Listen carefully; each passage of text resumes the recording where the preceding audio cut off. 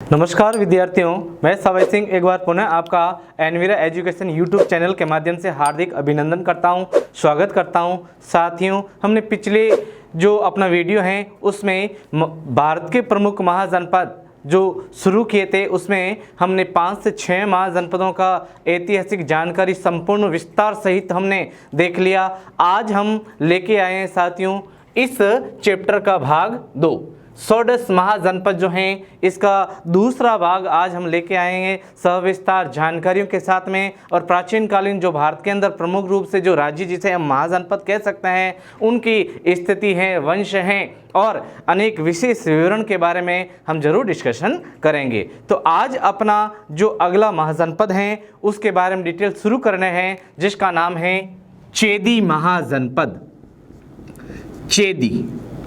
चेदी महाजनपद।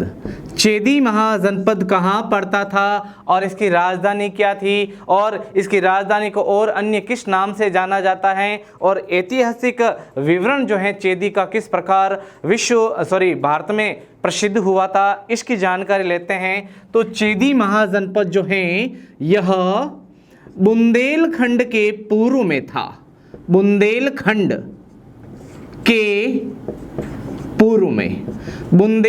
के पूर्व में बताया जाता है चेदी। साथियों, जब मराठाओं का इतिहास हम पढ़ते हैं तो हमें देखने को मिलता है नाम बाजीराव द्वितीय, जिसे बाजीराव भल्लाड़ के नाम से भी जाना जाता है। और बुंदेलखंड से ही इनकी प्रेमिका का जो जुड़ाव बताया जाता है, जिसका नाम मस्तानी बताया जाता है। आगे बढ़ते हैं। बुंदेलखंड के पूर्व में था चेदी महाजनपद। और बात करें अगर इसकी ऐतिहासिक जानकारी की, तो अब हम बात कर लेते हैं इसकी राजधानी की। चेदी महाजनपद की जो राजधानी बताई जाती है इसे शक्तिमती के नाम से जाना जाता है। इसे शक्तिमती के नाम से जाना जाता है। और शक्तिमती जो है इसे अन्य किस नाम से जाना जाता है, इसे सोतवती के नाम से भी जाना जाता है। इसे सोतवती के नाम से भी जाना जाता है। बात करते हैं इसकी ऐतिहासिक विवरण की। चेदी महाजनपद जो है इसका ऐतिहासिक विवरण हमें क्या देखने को मिलता है, तो साथियों ऐतिहासिक विवरण जो देखने को मिलता है चेदी महाजनपद का, तो चेदी महाजनपद से ही बिलोंग करता है महाभारतकालीन राजा, महाभारतकालीन शासक। महाभारतकालीन एक शासक का नाम हमें देखने को मिलता है जिसका नाम है शिशुपाल। शिशुपाल के नाम से इसे जाना जाता है। और ये जो शिशुपाल है जिसका वध किया था श्री कृष्ण ने, श्री कृष्ण के द्वारा जिसका वध किया गया था। और अगर बात साहित्य की करें तो शिशुपाल वधम एक ग्रंथ था संस्कृत का उच्च कोटि का एक ग्रंथ जिसका नाम है शिशुपाल वधम। शिशुपाल वधम जो ग्रंथ है ये किसके द्वारा लिखा गया था, तो शिशुपाल वधम जो ग्रंथ संस्कृत भाषा की अप्रतिम एक कड़ी के रूप में देखने को मिलता है साहित्य के क्षेत्र में। और इसका रचना जो करने वाले थे जिसे हम कवि माघ के नाम से जानते हैं, कवि माघ के नाम से इसे जाना जाता है। और कवि माघ का भी जुड़ाव जिस एरिया से बताया जाता है इसे भीनमाल के नाम से जाना जाता है, जिसे चीनी यात्रियों ने पीलो मोलो के नाम से इसको उल्लिखित किया। ये डिटेल है आपके चेदी महाजनपद की। चेदी महाजनपद के बाद में अगला महाजनपद हम पढ़ने वाले हैं। अगला जो महाजनपद हमें देखने को मिलता है साथियों उसे वत्स के नाम से जाना जाता है। वत्स महाजनपद की डिटेल हम जान लेते हैं। ये कहाँ आया हुआ क्षेत्र था, तो वत्स महाजनपद जो है ये गंगा नदी के दक्षिण तथा काशी व कौशल के पश्चिम में स्थित था। गंगा नदी जिसकी लंबाई 2510 किलोमीटर बताई जाती है, ऐतिहासिक और धार्मिक नदी। गंगा नदी के दक्षिण में व काशी, कल हम पढ़ चुके हैं, व कौशल, काशी व कौशल के पश्चिम में, काशी व कौशल के पश्चिम में स्थित जो महाजनपद हमें देखने को मिलता है साथियों, उसे वत्स महाजनपद के नाम से जाना जाता है। वत्स महाजनपद जो है, इसकी राजधानी की बात करें तो साथियों, राजधानी का नाम क्या देखने को मिलता है और किस चीज के लिए ये प्रसिद्ध हुआ था राजधानी? तो राजधानी का नाम बताया जाता है कौशाम्बी। कौशाम्बी यहाँ की राजधानी हमें देखने को मिलती है वत्स महाजनपद की। और कौशाम्बी जो देखने को मिलता है, नाम आता है, ये प्रतिष्ठित व्यापारिक नगर था। प्रतिष्ठित व्यापारिक नगर, प्रतिष्ठित व्यापारिक नगर बताया जाता है आपके कौशाम्बी। और कौशाम्बी क्यों प्रसिद्ध हुआ था? क्योंकि कौशाम्बी एक व्यापार का प्राचीन भारत के व्यापार की एक प्रमुख कड़ी के रूप में देखने को मिलता है। साथियों, सवाल ये भी पूछा गया है कि वत्स जो जगह बताई जाती है, महाजनपद बताया जाता है, तो यहाँ महात्मा बुद्ध के शासनकाल में कौन शासक हुआ था? ये नाम सवाल एक बार पूछा गया है। तो वत्स महाजनपद जो है, इसके बारे में और जानकारी ले लेते हैं। महात्मा बुद्ध के समकालीन, महात्मा बुद्ध के समकालीन जो यहाँ का प्रसिद्ध राजा हुआ है, उसे उदयन के नाम से जाना जाता है। उदयन, उदयन का प्रसिद्ध एक राजा हुआ था। तो साथियों, हमने चेदी महाजनपद साथ ही वत्स महाजनपद की डिटेल पढ़ ली है। आगे बढ़ते हैं, अगले महाजनपद के बारे में डिटेल पढ़ते हैं, जिसका नाम है कुरु। कुरु महाजनपद, कुरु महाजनपद। कुरु महाजनपद जो है, ये किस जगह विस्तृत था, कहाँ पर फैला हुआ था? तो लिखना है आधुनिक, आधुनिक दिल्ली। आधुनिक दिल्ली के आसपास, आधुनिक दिल्ली के आसपास प्राचीन एक महाजनपद जिसे कुरु महाजनपद के नाम से जाना जाता है। बात करें अगर इसकी राजधानी की, बहुत ही ऐतिहासिक जानकारी है। राजधानी, जो राजधानी हमें देखने को मिलती है, इसका नाम बताया जाता है इंद्रप्रस्थ। और पूछ ले साथियों कि इंद्रप्रस्थ का प्राचीन नाम क्या देखने को मिलता है? तो इसका नाम देखने को मिलता है खांडवप्रस्थ। खांडवप्रस्थ जो है, यह पांडवों की राजधानी थी। पांडवों की राजधानी, पांडवों की राजधानी के रूप में जो प्रसिद्ध जगह हुई, उसे खांडवप्रस्थ बताया जाता है। चूंकि पांडवों में जो अर्जुन बताए जाते हैं, अर्जुन के धर्म पिता बताए जाते हैं भगवान इंद्र, जिसे देवराज इंद्र भी कहा जाता है। अब देवराज इंद्र के आग्रह पर इस खांडवप्रस्थ को इंद्रप्रस्थ का रूप दिया गया, वापस इसको शिल्प मेंटेन किया गया था, इसके कारण इसका नाम पड़ा है आपके इंद्रप्रस्थ। बात करते हैं ये जो कुरु महाजनपद है, इसका प्रसिद्ध नगर कौन सा देखने को मिलता है? तो कुरु महाजनपद का जो हमें प्रसिद्ध नगर देखने को मिलता है साथियों, इसका नाम है हस्तिनापुर। हस्तिनापुर, जिसे हाथियों के कारण इसे प्रसिद्धता मिली थी। महाभारत काल में सबसे प्रसिद्ध नगर था हस्तिनापुर। इसकी खोज जो देखने को मिलती है 1919 ईस्वी में, और खोजकर्ता जो बताया जाता है, इसका नाम है बी लाल। बी लाल ने इसकी खोज की। पूरा नाम ब्रजभूषण लाल। और बात करें और इसकी ऐतिहासिक जानकारी, तो हम जानते हैं जातक कथाओं के अनुसार, जातक कथाओं के अनुसार अगर बात करें अगर हम कुरु महाजनपद की, तो जातक कथाओं के अनुसार कुरु महाजनपद जो है, इसकी कुल परिधि हस्तिनापुर जो है, कुरु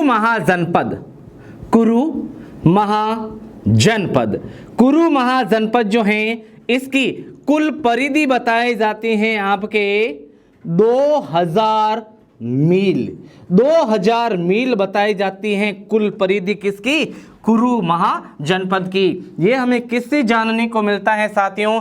तो यह हमें जानने को मिलता है जातक कथा में। और जातक कथा किसे कहते हैं? कि महात्मा बुद्ध के पूर्व जन्म की कहानियां, कथा संग्रह जो हैं, इसे जातक कथाओं के नाम से जाना जाता है। तो साथियों, हमने चेदी, वत्स और कुरु महाजनपद की डिटेल पढ़ ली। आगे बढ़ते हैं हम अगले महाजनपद के बारे में। अगला जो अपना महाजनपद है जिसको पांचाल के नाम से जाना जाता है। पांचाल महाजनपद की डिटेल हम पढ़ेंगे। प्रसिद्ध राजा के बारे में भी डिटेल पढ़ेंगे, पांचाल महाजनपद के बारे में। साथियों, ये जो चैप्टर चल रहा है इससे कई बार सवाल निकल कर आए हैं विभिन्न कॉम्पिटिशनों के माध्यम से, तो अपने को इसे हल्के में लेना ही नहीं है। और महाजनपद काल का 101% हर कॉम्पिटिशन के अंदर एक सवाल जरूर पूछा जाता है लेवल के अकॉर्डिंग। आगे बढ़ते हैं अगले महाजनपद के बारे में जिसे पांचाल महाजनपद के नाम से जाना जाता है। पांचाल महाजनपद की डिटेल पढ़ते हैं। तो साथियों, पांचाल महाजनपद जो है यह 2 भागों में, कितने भागों में? 2 भागों में विभक्त था। पांचाल महाजनपद 2 भागों में विभक्त था। और बात करें अगर इनकी राजधानियों की, तो उत्तरी पांचाल और दक्षिण पांचाल की दोनों की अलग अलग हमें राजधानी देखने को मिलती हैं। तो लिख लेते हैं हम उत्तरी पांचाल की राजधानी हमें क्या देखने को मिलती है, और दक्षिणी पांचाल की राजधानी हमें देखने को क्या मिलती है, इनके बारे में सवाल पूछा जा सकता है। तो उत्तरी पांचाल की राजधानी जिसे अहिच्छत्रपुर के नाम से जाना जाता है। अहिच्छत्रपुर जो वर्तमान बरेली का हिस्सा बताया जाता है, अहिच्छत्रपुर के नाम से जाना जाता है। और दूसरा जो बताया जाता है इसे काम्पिल्य के नाम से जाना जाता है। काम्पिल्य कहाँ पड़ता है? तो यूपी के फर्रुखाबाद जिले में पड़ता है आपके काम्पिल्य। तो हमने इसकी राजधानी के बारे में बात कर लिया। अब हम बात करते हैं इसकी ऐतिहासिक जानकारी। पांचाल, तो पांचाल जो महाजनपद है ये महाभारत काल में प्रसिद्ध हुआ था। महाभारत कालीन अगर बात करें यहाँ के प्रसिद्ध राजा की, महाभारत कालीन प्रसिद्ध राजा जो यहाँ पर देखने को मिलता है, तो साथियों उसका नाम बताया जाता है द्रुपद जो है इसके घर ही द्रौपदी ने जन्म लिया, जिसे पांचाली के नाम से जाना जाता है। तो साथियों, हमने पांचाल महाजनपद की सविस्तार जानकारी ली। अब पांचाल के बाद में अगला जो जनपद हम पढ़ने वाले हैं उसका नाम सूरसेन महाजनपद के नाम से जाना जाता है। चूंकि इसकी संपूर्ण डिटेल हम राजस्थान के जनपद के वक्त पढ़ते समय इसकी जानकारी हम ले चुके हैं, लेकिन संक्षिप्त जानकारी ले लेते हैं, बात करते हैं इसकी राजधानी की। तो सूरसेन महाजनपद की राजधानी जो है इसे मथुरा के नाम से जाना जाता है, जिसे यूनानी साहित्यकारों ने नाम दिया मैथोरा। और किन के अनुसार नाम पड़ा है मैथोरा? यूनानियों के अनुसार जो नाम मिला है मथुरा को, इसे मैथोरा कहा गया। बात करते हैं कि सूरसेन महाजनपद जो है यहाँ पर कौन सा वंश पनपा था? तो यहाँ पर जो वंश पनपा इसे यदु वंश कहते हैं। यादव के नाम से भी जाना जाता है, जिसकी शाखा में श्री कृष्ण का जन्म होना बताया जाता है। तो सूरसेन महाजनपद की राजधानी भी पढ़ ली। और यूनानियों के अनुसार ये जो सूरसेन है इसे सूरसेनोई के नाम से भी जाना जाता है।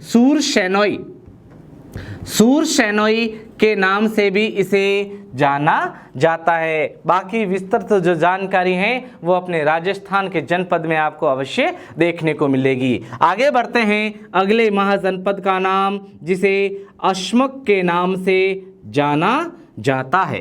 अस्मक महाजनपद जो है ये कहाँ पड़ता था और इसकी ऐतिहासिक जानकारी हमें क्या देखने को मिलती है? तो साथियों, दक्षिणी भारत का एकमात्र महाजनपद, दक्षिणी भारत का एकमात्र महाजनपद जिसे अश्मक के नाम से जाना जाता है। किस नदी के किनारे बसा था? तो नाम आता है गोदावरी नदी। गोदावरी नदी के तट पर, गोदावरी नदी के तट पर स्थित था अश्मक। गोदावरी जो है इसे दक्षिण की गंगा के नाम से जाना जाता है। इसे दक्षिण की गंगा के नाम से जाना जाता है। और दक्षिण की गंगा जो है, यह दक्षिण की गंगा के नाम से इसे जाना जाता है। भारत की जो उत्तरी भारत की जो गंगा है, इसका एक रूप दक्षिण में पूजा जाता है जिसे गोदावरी के नाम से जाना जाता है। आगे बढ़ते हैं साथियों।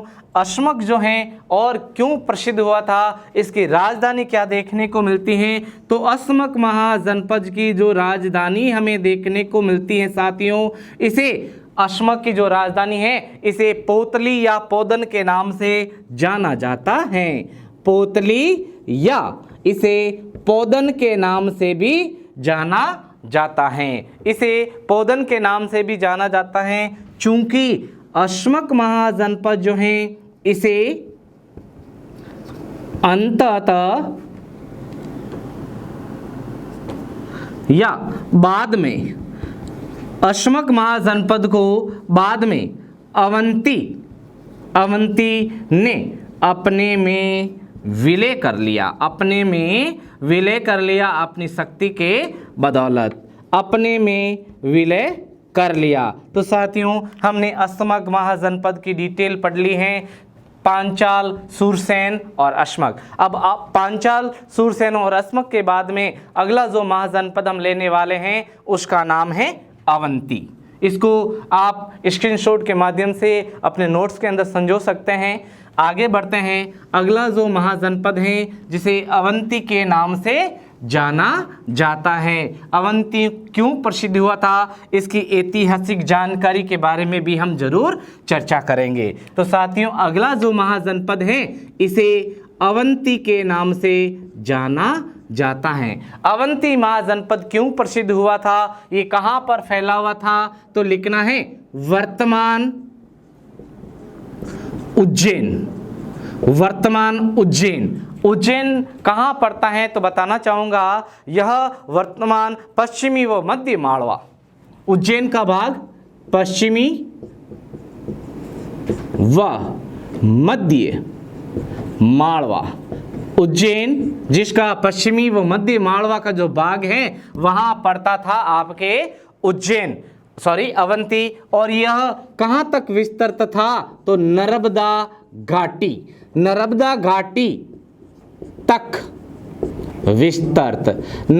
घाटी तक विस्तृत जो महाजनपद हमें देखने को मिलता है उसे अवंती के नाम से जाना जाता है। साथियों, अवंती महाजनपद जो है यह दो भागों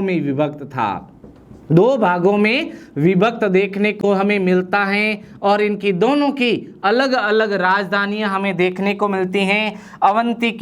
उत्तरी अवंती की राजधानी बताई जाती है उज्जैन और दक्षिणी अवंती की राजधानी हमें देखने को मिलती है महिष्मती। उज्जैन एक धर्म नगरी के नाम से जाना जाता है और यहाँ पर प्रसिद्ध शिव लिंग के रूप में भी देखने को मिलता है। उज्जैन धर्म नगरी के नाम से भी इसे जाना जाता है। उज्जैन जो है ये मालवा का सबसे प्रसिद्ध एक नगर के रूप में भी उत्कृष्ट हुआ था। अब बात करते हैं, ये जो अवंती हम पढ़ रहे हैं इसकी दो राजधानियां बताई गई हैं, उज्जैन और महिष्मती। इन दोनों के मध्य कौन सी नदी बहती थी? तो नदी का नाम एक बार पूछा गया है साथियों, तो नदी का नाम बताया जाता है वेत्रवती यहाँ पर बहने वाली नदी का नाम हमें देखने को मिलता है। आगे बढ़ते हैं। अवंतिका जो है इसके बाद में अगला जो महाजनपद हमें देखने को मिलता है साथियों, उसे गांधार के नाम से जाना जाता है। गांधार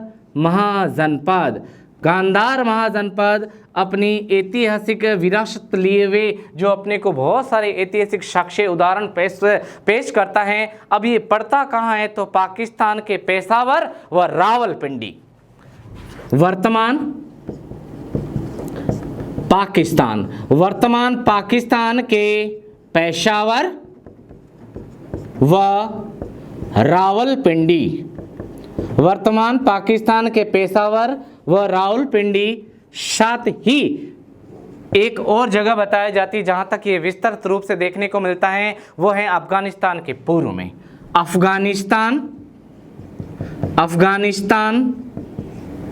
के पूर्व में, अफगानिस्तान के पूर्व में जो महाजनपद पनपा है, इसे गांधार महाजनपद के नाम से जाना जाता है। गांधार महाजनपद की बात करें राजधानी की, तो साथियों इसकी राजधानी हमें देखने को मिलती है तक्षशिला। तक्षशिला के नाम से इसे जाना जाता है। अब बात करते हैं कि तक्षशिला को किसने बसाया था, तो भरत के पुत्र तक्ष द्वारा स्थापित भरत के पुत्र तक्ष द्वारा जो स्थापित महाजनपद था, तक्षशिला को बताया जाता है। बात करते हैं तक्षशिला की ऐतिहासिक जानकारी। ये जो तक्षशिला है अपनी ऐतिहासिक जानकारी के लिए क्यों प्रसिद्ध हुआ था, तो बताना चाहूंगा मौर्य काल के बारे में, कि मौर्य काल जो है इससे पहले की घटना भी बताई जाती है कि मौर्य काल या उससे पहले यहाँ पर तक्षशिला नामक जो यह विश्वविद्यालय था, विश्वविद्यालय भारत का सबसे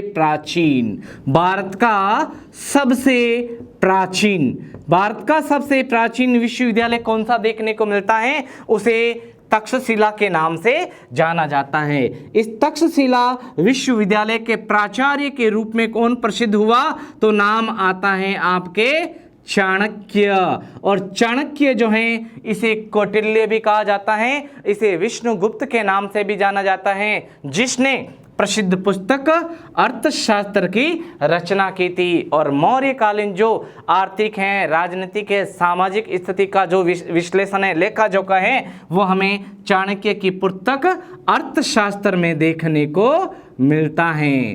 अर्थशास्त्र के अंदर देखने को मिलता है। चूंकि महाभारत काल में गांधार प्रदेश की राजधानी, जिसका विवाह धृतराष्ट्र से हुआ, जिसके कारण गांधार प्रदेश की राजधानी होने के कारण उसका नाम गांधारी के नाम से प्रसिद्ध हुआ, जिसके 100 पुत्र बताए जाते कौरवों के रूप में। आगे बढ़ते हैं साथियों और बात करते हैं अपने इस चैप्टर का अंतिम महाजनपद। अंतिम जो महाजनपद हमें देखने को मिलता है साथियों, उसे कंबोज के नाम से जाना जाता है। कंबोज महाजनपद। अब कंबोज महाजनपद ये कहाँ पर पड़ता था, तो कंबोज महाजनपद जो है साथियों, यह दक्षिणी पश्चिमी कश्मीर, दक्षिणी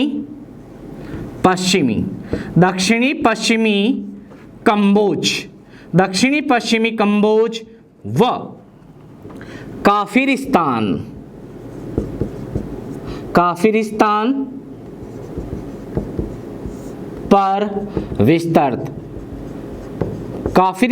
पर विस्तृत जो महाजनपद हमें देखने को मिलता है, उसे कंबोज के नाम से जाना जाता है। कंबोज जो है इसकी राजधानी कौन सी देखने को मिलती है, तो राजधानी जो है इसे राजपुर या हाटक के नाम से इसे जाना जाता था। राजपुर या हाटक के नाम से जाना जाता है ये आपके इसकी राजधानी। और ये राजपुर ये हाटक हैं, ये किसके लिए प्रसिद्ध देखने को मिलता है, तो यह प्रसिद्ध घोड़ों के लिए। किसके लिए? घोड़ों के लिए प्रसिद्ध था। ये किसके लिए? घोड़ों के लिए प्रसिद्ध देखने को मिलता है। कश्मीर क्षेत्र या फिर उत्तर भारत का सबसे टॉप मोस्ट जो आपके महाजनपद था, उसे कंबोज के नाम से जाना जाता है। कश्मीर जो वादियों का देश है, वादियों का जगह बताया जाता है, जिसे भारत के अंदर अतुल्य, भारत की जो इसका जो टूरिज्म डिपार्टमेंट है, इन्होंने इसे अतुल्य भारत का नाम प्रसिद्ध एक वाक्य दिया था, जिसे इनक्रेडिबल इंडिया के नाम से भी जाना जाता है। कश्मीर जो है अपने डल गेट, लाल चौक मार्केट, इसके साथ ही शालीमार बाग, मुगल गार्डन, निशात पार्क के लिए प्रसिद्ध बताया जाता है। तो साथियों, इस चैप्टर के माध्यम से, जिसका नाम है भारत के प्राचीन महाजनपद, 16 महाजनपदों की संपूर्ण ऐतिहासिक जानकारी ली हमने इन दोनों पार्ट्स वीडियो के जरिए। अब मैं आपके सामने वो डिटेल रखने जा रहा हूं जो महाजनपद काल के अंदर प्रसिद्ध गणराज्यों के रूप में प्रसिद्ध हुए थे। तो ये गणराज्य हमें किन साहित्यों में देखने को मिलते हैं? तो बौद्ध साहित्य जितने भी हुए हैं इनमें प्रसिद्ध गणराज्यों का ऐतिहासिक विवरण हमें देखने को मिलता है। हर एक गणराज्य अपनी जाति से संबंधित बताया जाता है। तो आप नाम जरूर नोट करना, मैं आपको ओरल रूप में इसको आपको एक्सप्लेन कर रहा हूं कि सबसे पहला जो गणराज्य देखने को मिलता है उसका नाम था कपिलवस्तु। कपिलवस्तु से संबंधित शासकीय जो जाति बताई जाती हैं उन्हें शाक्य कहा जाता है। नंबर 2, दूसरी जो जगह बताया जाता है उसका नाम बताया जाता है अलपकप। अलपकप से संबंधित जो जाति बताई जाती हैं उसे बुली के नाम से जाना जाता है। नंबर 3, तीसरी जो जगह बताई जाती हैं उसे बताया जाता है मल्ल देश। मल्ल देश एक गणराज्य जिसके 2 प्रसिद्ध जातियां देखने को मिलती हैं, जगह देखने को मिलती हैं। एक है आपके एक कुशीनारा और दूसरा है पावापुरी। पावापुरी और कुशीनारा 2 जगह देखने को मिलती है। यहाँ से संबंधित जो शक जाति हैं उसका नाम था मल्ल। और आगे बढ़ते हैं, जगह का नाम बताया जाता है विदह। विदह जो हैं ये किस जगह से संबंधित था? तो नाम बताया जाता है मिथिला। मिथिला से संबंधित जो शक की जाति है उसका नाम विदेह बताया जाता है। अब हम बात करते हैं सुमसुमार पर्वत। सुमसुमार पर्वत से संबंधित जो गणराज्य जाति थी उसका नाम भग बताया जाता है। आगे बढ़ते हैं, जगह का नाम केशपुत्र। केशपुत्र से संबंधित शक की जाति जो बताई जाती हैं उसे कालाम के नाम से जाना जाता है। एक बार नहीं तो 2 से 3 बार इसको प्ले कर वापस इसको समझना है और अपने नोट्स बनाने हैं अपने को। अगली जो जाति बताई जाती हैं, क्षेत्र का नाम बताया जाता है पीपलीवन।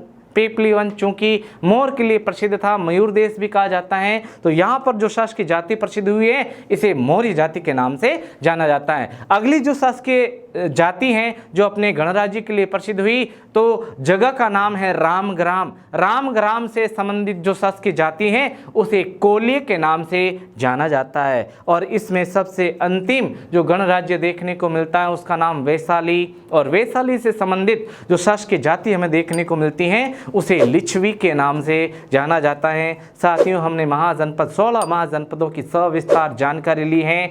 स्वस्थ रहिए, मस्त रहिए, सबसे ज़्यादा पढ़ाई में व्यस्त रहिए। चूँकि साथ ही अगर आप हर एक कंपटीशन से संबंधित आप उत्कृष्ट जानकारी लेना चाहते हो तो हमारे जो चैनल है, यूट्यूब चैनल जिसका नाम एनवीरा एजुकेशन है, प्लीज़ आप इसे सब्सक्राइब कीजिए, शेयर कीजिए और अपने नोट्स मेंटेन कीजिए। धन्यवाद।